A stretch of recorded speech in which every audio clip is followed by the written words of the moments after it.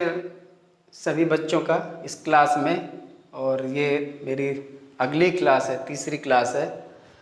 और मैं चाहता हूँ कि इसी तरह से मैं आपको क्लास अवेलेबल कराता रहूँ जो कि आपकी एकेडमिक या कंपटीशन से रिलेटेड है, तो वो आपको मिलता रहे। प्रयास मेरा यही है।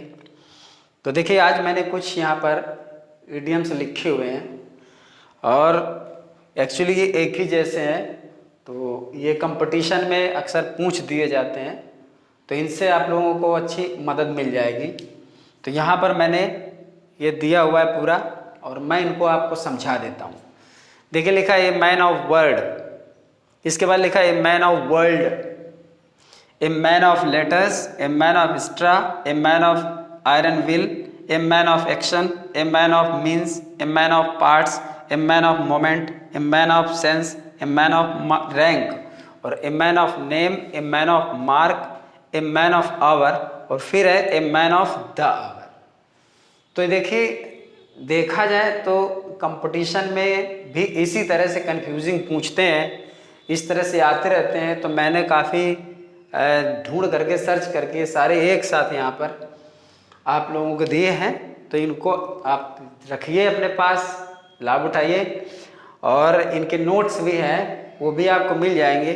अब ये है कि मैं उनको पोस्ट करूँगा, और बच्चों ने बताया मुझे किस तरह ऐसे, और मैं तो ये कह रहा हूँ कि बच्चे मेरे साथ बड़ी मेहनत कर रहे हैं। वो कहीं भी मैं अगर इधर उधर कुछ नहीं कर पाता हूँ तो वही मुझे गाइड करते हैं, और ये अपने से बड़ों लोगों का आशीर्वाद है उनका, और छोटों का प्यार है।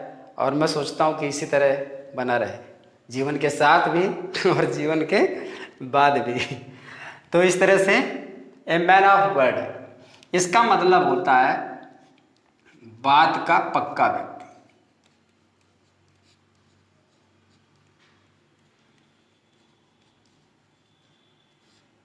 बात का पक्का व्यक्ति मतलब प्रॉमिसिंग मैन होता है, मतलब ट्रूथफुल मैन, जो कि अपनी बात। अब यहाँ देखिए वर्ड लिखा है, ये वर्ड्स नहीं होता है, ये वर्ड होता है। इन चीज़ों को समझना बहुत ज़रूरी होता है। कभी कभी लिख देता है वो, ठीक, कि ऊपर लिख दिया प्रॉमिसिंग मैन या ट्रूथफुल मैन, ठीक, which is the correct option for this phrase. उसने लिख दिया मैन ऑफ वर्ड, बी में लिख दिया मैन ऑफ वर्ड्स, दूसरा लिख दिया मैन ऑफ वर्ड, और तीसरा लिख दिया कुछ भी या नन ऑफ दीज, चौथा। अब उसी में सेलेक्ट करना होता है कि कौन। तो मैं निश्चित तौर पे जानता हूं कि ए मैन ऑफ वर्ड होगा और साथ में ए मैन ऑफ वर्ड्स होगा। तो ए मैन ऑफ वर्ड तो शायद ना बच्चे सेलेक्ट करेंगे, लेकिन ए मैन ऑफ वर्ड और ए मैन ऑफ वर्ड्स में, इसमें जरूर बच्चे कंफ्यूज होंगे और बहुत सारे बच्चे गलत करके भी आएंगे। तो ये कंपटीशन की बात मैं कर रहा हूँ जिसमें ऐसा हो जाता है, क्योंकि उसमें होता है कि एक तो टाइम मैनेज करना होता है, जल्दी से बहुत जल्दी सोचना पड़ता है कि कौन सा करें, ठीक। और सबसे बड़ा जो एग्जामिनेशन का कंपटीशन का डिफेक्ट होता है वो होता है कन्फ्यूज़न, क्योंकि वो 4 ऑप्शन देता है और उसमें से कन्फ्यूज़न क्रिएट जरूर होता है, क्योंकि वो लगभग उसी तरह के होते हैं। तो वर्ड का मतलब यहाँ पर शब्द से नहीं है, वर्ड का मतलब है किसी बात से। यहाँ वर्ड का मतलब है बात।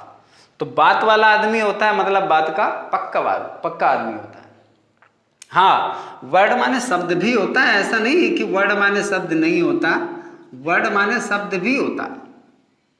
भाई ये अगर कहते हैं कि वर्ड माने बात होती है, तो पूछने वाले पूछते हैं कि फिर शब्द का एक माने होता है, शब्द भी इसी के माने होता है, लेकिन इसका इंडिविजुअली यूज इस तरह से कम होता है। जैसे हम कैसे करते हैं, there are 7 words in this sentence, there are 7 words in this sentence, इस सेंटेंस में 7 शब्द हैं, ऐसे भी कर सकते हैं। अब जैसे हम ये कह दें कि कोई सेंटेंस लिखा हो, तो हम लिख सकते हैं कि there is no meaningful word in this sentence, there is no meaningful word, तो फिर हमें बोलना पड़ेगा। तो वहां पर कुछ ऐसा बोला जाता है और ऐसा लिखा होता है जहां से ये पता चल जाता है कि यहाँ ये शब्द के लिए है और यहाँ ये बात के लिए।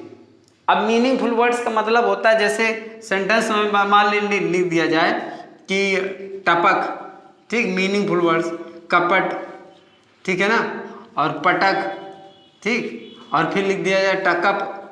अब यहाँ पर ये देखिए है एक ही जैसे हो।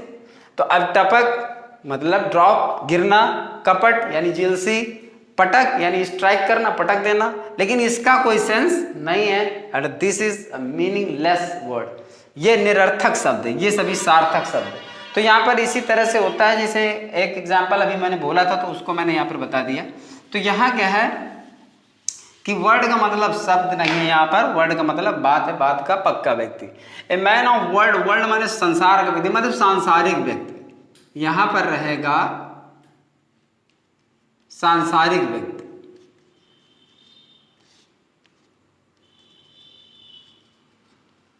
इसके बाद है ए मैन ऑफ लेटर, सभी जानते होंगे, ए स्कॉलर यानी कि विद्वान व्यक्ति।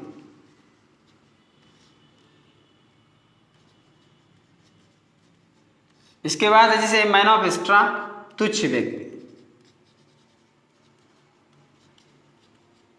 तुच्छ व्यक्ति। मैन ऑफ एक्स्ट्रा, एक्स्ट्रा का मतलब होता है भूसा, कचड़ा, तिनका, और जो मतलब छोटी बहुत चीजों का यानी छोटी मोटी चीजों का ऐसे यूजलेस थिंग्स, मतलब वो अगर वो लाइक करता है या वो कलेक्ट करता है तो मतलब वो छोटी छोटी चीजों का आदमी है, अर्थात वो तुच्छ व्यक्ति है, इस सेंस में लिया गया है।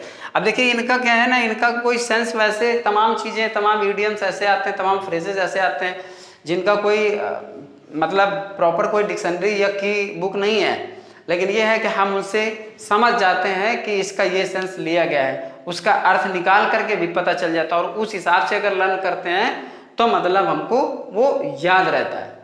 जैसे मान लीजिए ड्रॉप इन द ओशन है, ड्रॉप इन द ओशन का मतलब होता है कि very little quantity for someone, मतलब किसी के लिए बहुत ही कम मात्रा। तो ड्रॉप इन द ओशन का मतलब होता है सागर में बूंद ना के बराबर है, इसलिए वो ड्रॉप इन द ओशन बन गया, ऊंट के मुंह में जीरा।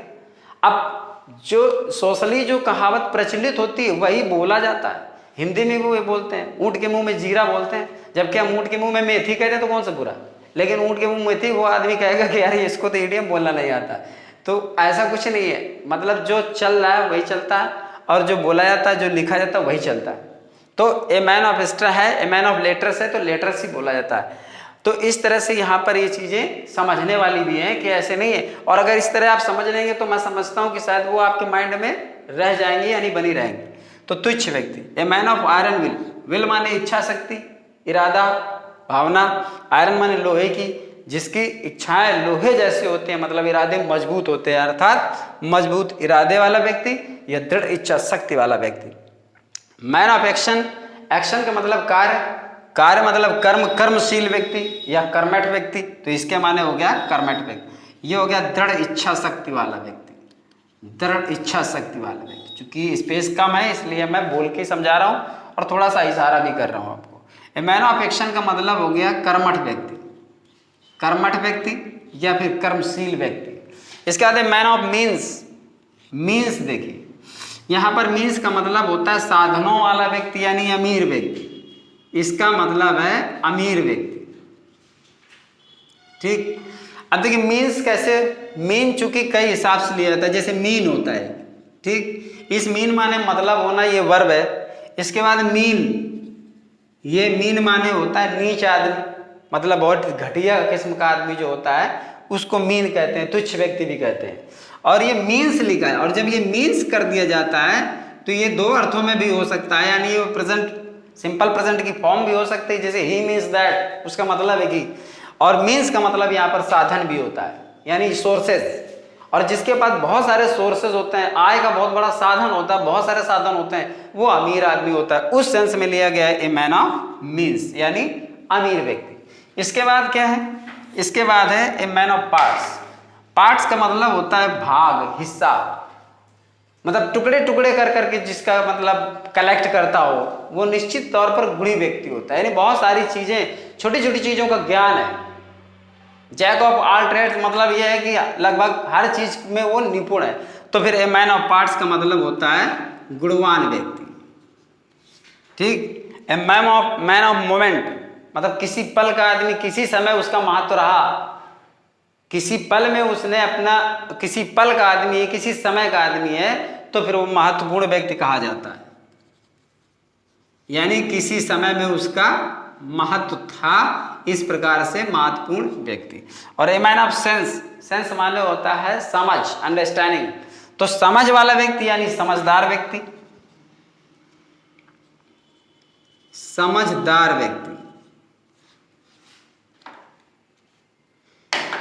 समझदार व्यक्ति। इसके बाद है a man of rank. Rank का मतलब होता है स्टेटस, मतलब कुलीन व्यक्ति यानी रईस व्यक्ति जिसका कोई अपना स्टेटस होता है, रैंक होती है, कोई दर्जा होता है। तो मतलब ए मैन ऑफ रैंक का मतलब होता है कुलीन या रईस व्यक्ति, रईस व्यक्ति। तो इस तरह से ये जो है ये इडियम्स आपको याद रखने पड़ेंगे, क्योंकि यहाँ से अगर आपको सेंस मिल रहा है तो ये चीज़ याद नहीं करनी पड़ेगी। अगर थोड़ा सा हिंदी का सपोर्ट मिल जाता है, क्योंकि अब अपने यहाँ तो क्या है कि इंग्लिश तक पहुँचने के लिए हिंदी मीडियम से हमको जाना पड़ता है, तो इसलिए अगर हम उसके जरिए ये चीज़ रखते हैं तो हमें काफ़ी हद तक मदद मिलती है और हम एग्जामिनेशन में, कंपटीशन में उसको जा कर के श्योर मतलब उसको सॉल्व करने की कोशिश करते हैं और वो हो भी जाता है।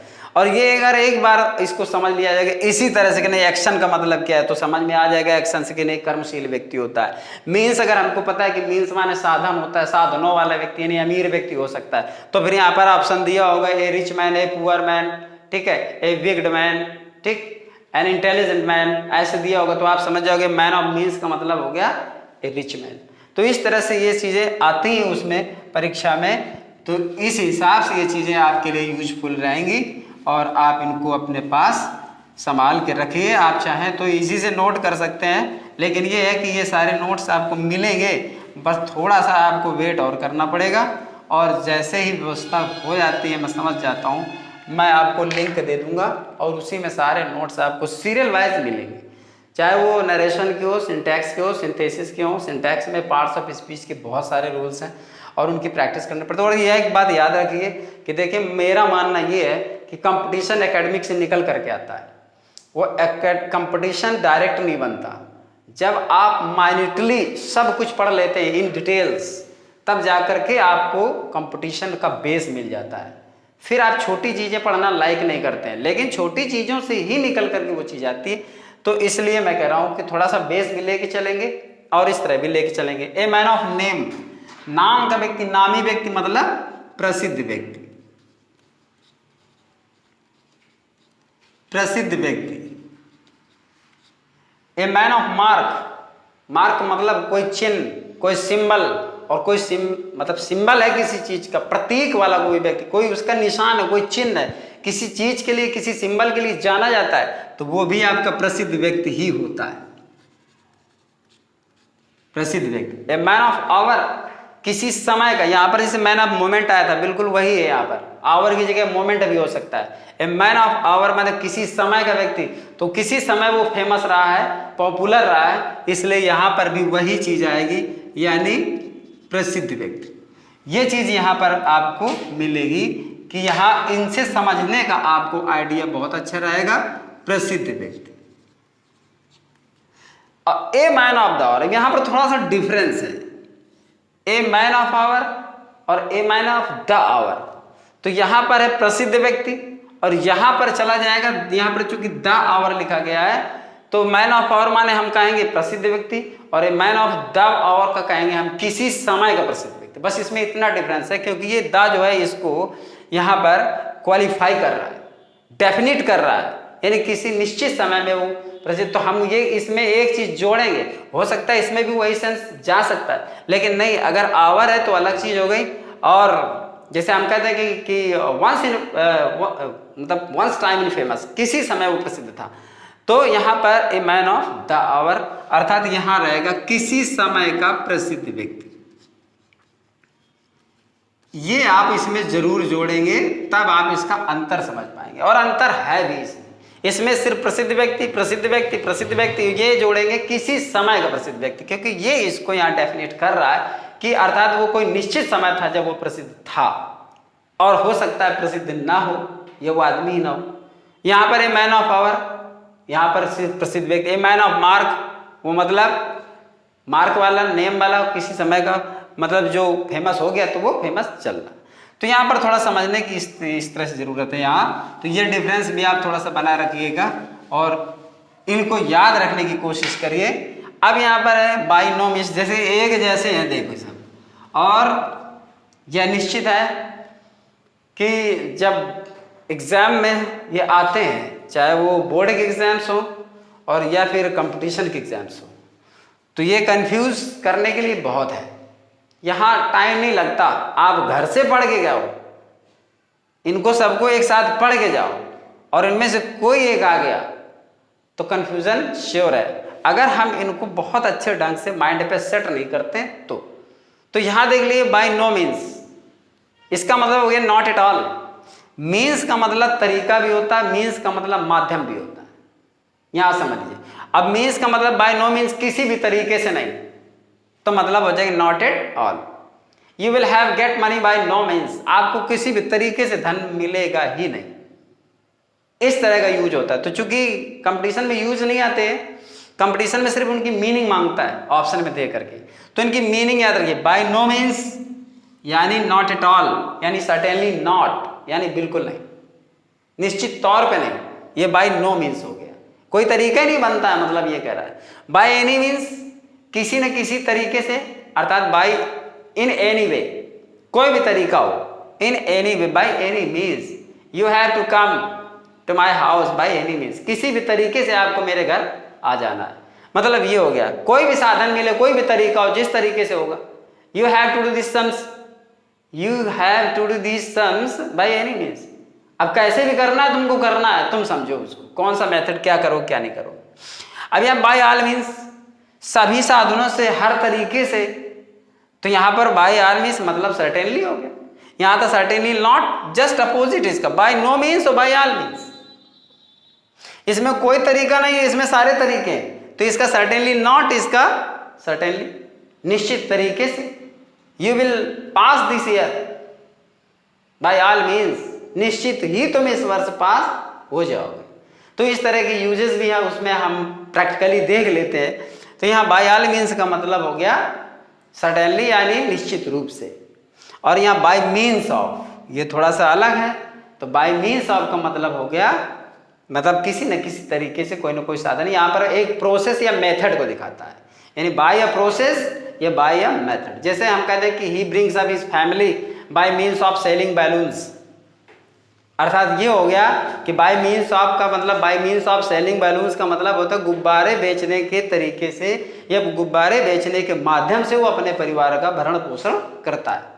तो इस तरह से बाय मीन्स एक प्रोसेस दिखाता है, एक मेथड दिखाता है, एक तरीका बताता है कि इस तरह से, क्योंकि इसमें ऑल एनी नो कुछ भी नहीं है, सिर्फ मीन्स ऑफ है, तो के जरिए से, के तरीके से, के मतलब विधि से। तो इस तरह से ये यहाँ पर ये आज जो है इसमें आपने इडियम्स देखे, और डे टू डे आपको कोई ना कोई वोकेबलरी में टॉपिक आपको मिलता रहेगा, और कंपटीशन के लेवल से भी मैं आपको बताऊंगा कि कंपटीशन में किस तरह से। अब चूंकि कंपटीशन का क्या है कि अगर हम उसको सिस्टमेटिकली या सीरियल से लेकर चलते हैं तब तो ठीक है, बीच बीच में कहीं पर कुछ भी अगर कंपटीशन में बता देंगे तो उसका सीरियल नहीं बनेगा। तो जैसे डायरेक्ट का, नरेशन का कुछ हो जाएगा, आपने हर तरह के पढ़ लिए, तो उसी में आपका जो है आपका कंपटीशन बन जाएगा। तो अब उसके लिए थोड़ा टाइम लगेगा, अभी एक दो क्लास में तो कुछ नहीं होता, और एक दो क्लास में ये भी नहीं होता कि नहीं उसमें कंपटीशन के लिए बेस मिल गया, क्योंकि सारे बच्चे वैसे तो पढ़ते रहते हैं, सब कुछ करते हैं, लेकिन ये है कि अपना जो सिस्टम है वो तो हमको पूरा लेके चलना ही पड़ेगा कि नहीं, हम बीच में छोड़ के क्यों पढ़ाएं, कोई भी चीज़ स्किप क्यों करें। तो इसलिए यहाँ पर तो कल मैंने एक बात कही थी कि मैं आपको एड्रेस और कॉल, इसमें मैं आपको डिफरेंस बताऊंगा, एड्रेस एंड कॉल। अब ये थोड़ा सा एकेडमिक लेवल पर आ जाता है, जो और बच्चे पढ़ते हैं तो उनके लिए भी थोड़ा सा यहाँ पर ये मटेरियल है, और तुम लोगों के लिए भी है। देखिए फिर भी मैं एक चीज़ इंक्लूड कर देता हूँ कि जैसे कंपटीशन की बात आती है, लड़का थोड़ा सा प्रिफर करता है कि कंपटीशन का है, तो कंपटीशन में क्या होता है कि जैसे आपने सेंटेंस लिखा ही सेड, ठीक, कॉमा इन्वर्टेड कॉमा, और इसमें एक इसके बाद लिखा alloys the poor man is dead, मान लीजिए ये सेंटेंस दिया। अब वो कह रहा है कि which of the best option, that supports the given sentence into indirect speech. मतलब नीचे दिए गए ऑप्शंस में कौन सा ऐसा सबसे अच्छा आंसर है जो ऊपर दिए हुए सेंटेंस को इनडायरेक्ट में बढ़िया सपोर्ट करता है। पहले में आ गया यहाँ पर ऑप्शन ए, जो कि आप सामना करते हो और कंपटीशन में इंग्लिश के मैटर में, चाहे वो सीजीएल हो या किसी भी तरह की परीक्षा हो, इसमें इस तरह के क्वेश्चंस आते रहते हैं। तो यहाँ पर जैसे ए ऑप्शन दिया है, अब यहाँ पर आ गया ही एक्सक्लेम्ड, ठीक, एक्सक्लेम्ड आया और दैट लगाकर लिख दिया the poor man was dead, ठीक, ये सेंटेंस हो गया। इसके बाद बी नंबर ऑप्शन हो गया he exclaimed sadly that the poor man was dead. इसके बाद सी नंबर हो गया he exclaimed that the poor man was dead, ऐसे करके हो गया। और डी नंबर हो गया he exclaimed with sorrow that the poor man is dead। थोड़ा सा टाइम जरूर लगेगा, लेकिन यहाँ पर आपको इसकी गहराई समझ में आ जाएगी कि जब हम इन चीज़ों को बनाते हैं और इनको फेस करते हैं तो हमें देखो क्या करना पड़ता है। जैसे हमने यहाँ पर देखा है, इसको चेंज, अब बेस्ट ऑप्शन सेलेक्ट करना है यहाँ पर जो इसको सपोर्ट करता हो। तो यहाँ he is claimed that the poor man was dead. अब ये सही हो सकता था लेकिन इसका सेंस नहीं लिया गया, अर्थात ये cancel. He exclaimed sadly that the poor man was dead, चलो इसको छोड़ देते हैं, बाद में देखते हैं। ही एक्सक्लेम्ड क्योंकि ये सपोर्ट करता है, he exclaimed that the poor man was dead। अब इसमें देखिए poor man was तो है, इसमें is था, इसमें was है, लेकिन इसका फिर एक बार सेंस नहीं लिया गया। यहाँ टेंस भी, यहाँ पर टेंस जो था ए नंबर पर, यहाँ हाँ ये एक जैसे हो गए हैं, यहाँ पर होना चाहिए is, ठीक है ना, ऐसे। तो यहाँ पर देखिए ये चीज़ चेंज तो है लेकिन दोनों में ये चीज़ नहीं है। ही एक्सक्लेम्ड विद सारो, यहाँ पर सारो तो लिया है लेकिन इसमें ये चीज़ ले ली है, नहीं तो ये सही हो जाता। जब ये चीज यहां पर ले ली गई तो ये कैंसिल, ये कैंसिल, अब आपके पास यही बचता है क्योंकि इसमें सैडली लिया गया। तो ये कोई जो नहीं कि हमने रट लिया कि नहीं एक्सक्लेम्ड विद सारो तो एक्सक्लेम्ड विद सारो ही। अगर उसको दूसरे हिसाब से जैसे एक्सक्लेम्ड विद यहाँ पर शायद वो ग्रीफ लिख देता, मान लो ग्रीफ लिख देता। अब ग्रीफ लिख देता तो सारो और ग्रीफ तो एक ही बात है, बस यहाँ पर केवल वाज होना चाहिए था, तब फिर ये आपका बेस्ट सपोर्ट यही करता, क्योंकि वो एक्सक्लेम्ड विद सारो इस तरह से लिया गया है जो कि बेसिकली यही पढ़ाया जाता है। लेकिन अब लड़का आता है ये सोचेगा, कहते हैं सर ने तो सारो पढ़ाया था, एक्सक्लेम्ड विद सारो, वो 7-8 से सारो पढ़ता था, ग्रीफ तो सुना नहीं, तो कहा छोड़ के चला। लेकिन नहीं, वो यही यहाँ पर आपको ध्यान देना, चूंकि ये प्रैक्टिस की बात है और ये सब हो जाता है। तो नॉर्मली इन्हीं चीज़ों में जा करके वो कंपटीशन बनता है। तो यहाँ पर आपको थोड़ा सा एड्रेस और कॉल के बारे में बताता हूँ, क्योंकि थोड़ा सा डिफरेंस इसमें होता है और इस तरह के सेंटेंस आपको मिले भी होंगे कि हाँ डिफरेंस होता है। तो जैसे एड्रेस क्या होता है, एड्रेस जैसे वो टर्म्स ऑफ एड्रेस हैं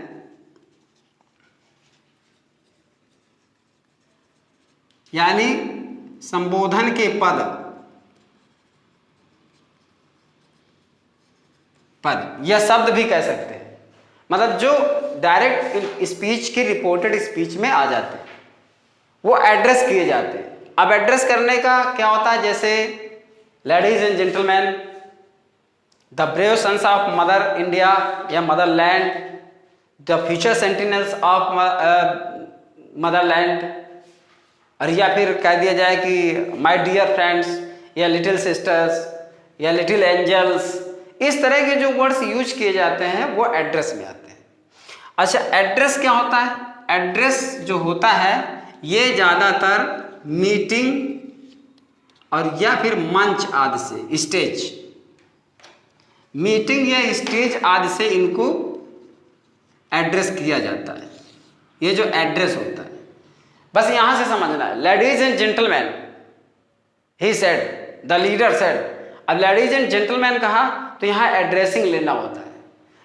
जब काल जो होता है तो काल क्या होता है, जैसे आ गया आपका फूल, इडियट, रास्कल, स्काउंड्रल, कभी कभी ये तो बैड सेंस में है, कभी कभी गुड या फिर वेरी गुड, ऐसे भी ये दिए रहते हैं। तो यहां पर फिर कॉल्ड का प्रयोग होता है। यहां पर addressing as fool, addressing as idiot ऐसा नहीं होता। यहां पर addressing as rascal, addressing as scoundrel ऐसा नहीं होता।